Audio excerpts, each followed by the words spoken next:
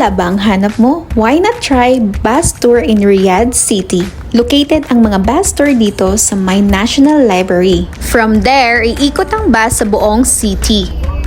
Magbabayad ka lang ng 35 riyal each at ma-enjoy mo na ang tour. Sa bus na ito may 3 layers. Pero syempre, mas masaya sa roof deck nila.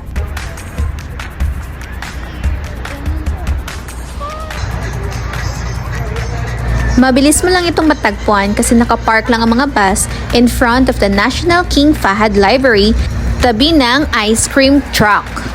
The tour will last an hour para malibot ang buong syudad.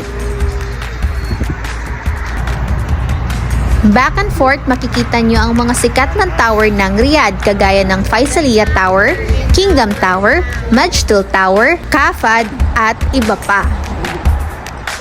This bus tour is available at 7 p.m. until 1 a.m. every day. At kung praktikalan naman ang ating pag-uusapan, medyo pricey nga ang 35 riyal at marami na din tayong klase-klaseng transportasyon dito sa Riyadh para malibot natin ang syudad. Pero kasi experience ang binabayaran mo dito at I can attest to you na sobrang may enjoy nyo talaga ang paglilibot ng Riyadh.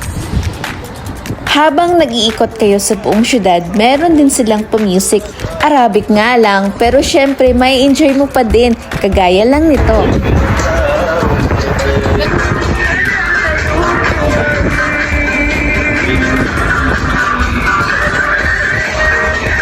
Mula sa National Library, iikot ito sa syudad at titigil saglit ito sa may U-Walk at bibigyan kayo ng ilang minuto para maglakad-lakad at ma-enjoy din ang U-Walk.